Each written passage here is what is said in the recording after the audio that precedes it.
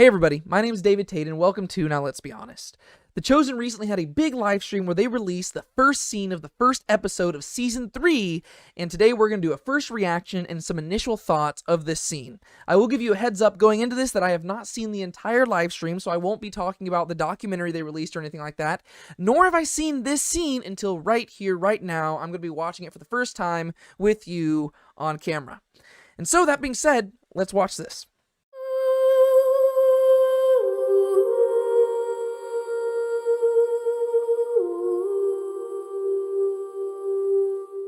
Alright, so plot twist, turns out that they actually do not want those scenes online, so instead I'm going to have to do something a little bit different, because right now I am actually off at church camp, and I have some friends who would like to say hello. Hi! Yeah.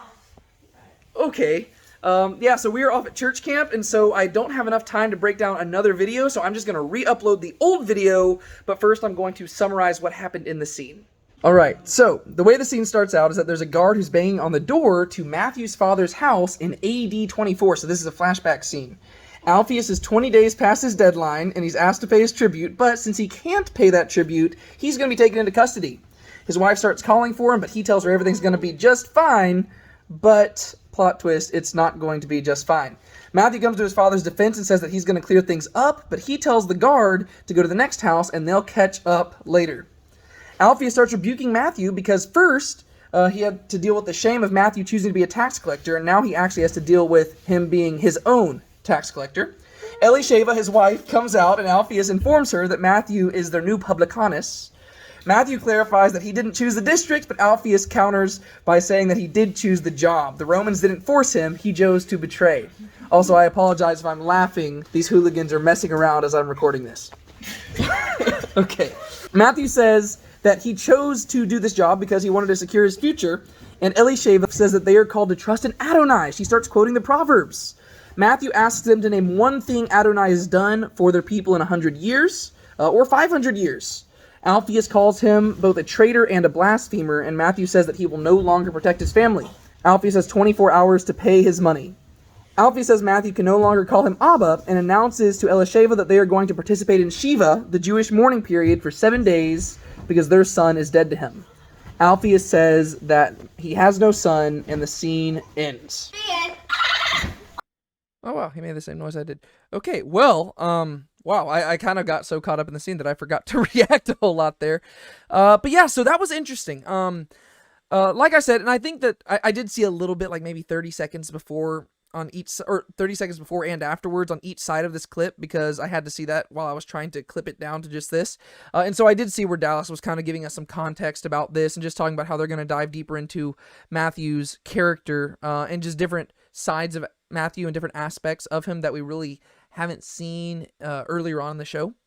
Matthew's been largely portrayed in a sympathetic light, and they're going to just kind of show what other people see when they see Matthew, and I think that's good. I think that's really good. That's obviously, this live stream is not the first time they've announced that. They've been talking about that for a bit, and I think that we really saw that being anticipated back in Season 2, Episode 3, I guess it was, whenever Simon and Matthew really got into that big row and that big kind of debate around the campfire, where you definitely got to see that there's definitely a side of Matthew that we hadn't seen, because thus far in the show, he has been portrayed very sympathetic and more like a victim, and I think that they did a natural segue here. It's only like a, 3.5 minute clip, but the way that they did it, I think, was really well done, because what I was really nervous about whenever they said they were going to do this is that they were just going to portray Matthew as an outright villain, just to kind of double back to be like, ooh, look, plot twist, and I'm glad they didn't do that.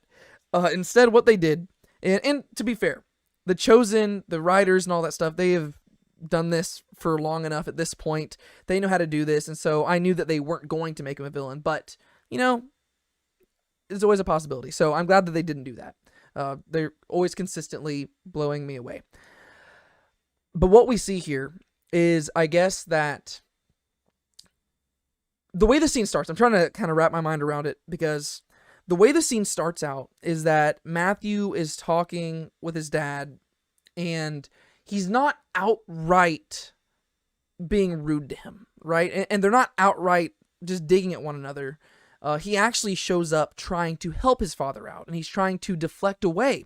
And what I liked is that at the beginning, you are on Matthew's side, because that's the side that we've been on for 2 seasons. And so when you're watching this, you are on Matthew's side, because you're thinking, hey, he's trying to help you out. He didn't choose this. And that's what I was wondering, because at first, the parents were saying, hey, you chose this. And I was like, I don't think that he just gets to choose what district he's in. I don't think he gets to choose that particular thing. I think that's something that would be assigned to him. And then they draw attention to that, right? Matthew mentions, I didn't choose this district. I didn't choose to be your publicanus. I was assigned this. But then his parents respond, and his dad specifically responds by saying, but you did choose to betray us.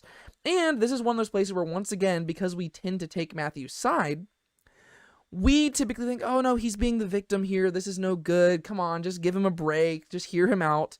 But then Matthew says something that officially warrants us being like, okay, that was too far. And he says, what has Adonai done for us? And so I like that there was this natural progression to where they didn't immediately have Matthew say that, right? Because that would seem contrary to what we've seen Matthew do. Instead, we've seen that he does know how to present himself in a positive light, and he does know how to justify his actions, but when he's pushed, and whenever he gets pushed to that breaking point, he does start accusing God, and he does show his lack of faith.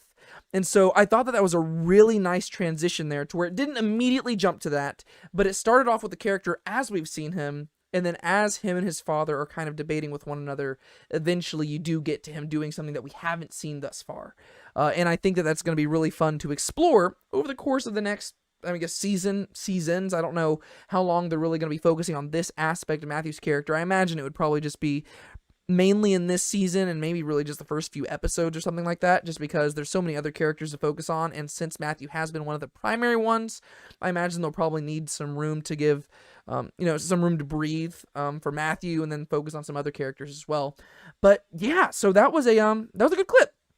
And like I said, this isn't the first time we've seen this clip. It's the first time we've actually seen the clip itself. But they had released the script of this, at least part of this scene, and so we did know that this was going to be what the first scene of season 3 was about. But I like how it's filmed. I like that it brings back his parents. I like that they have the same actors and actresses. That's always nice.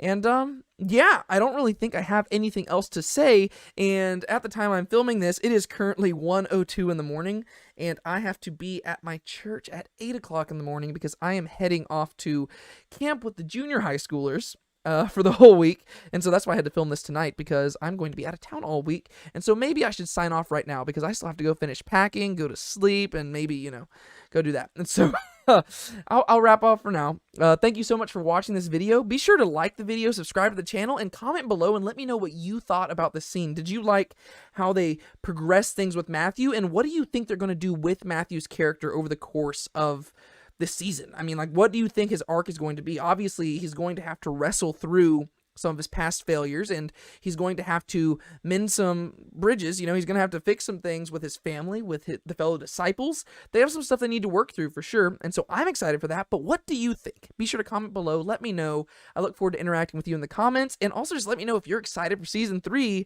because I know I am. And so thank you so much once again for watching this. Be sure to keep a smile on your face. Don't let anybody steal your joy. My name is David Tate. This is Now Let's Be Honest. I'll see y'all next time. You read a verse, you sing a hymn, the money's in the plate. Sundays you mark out for him, but even then you show up late.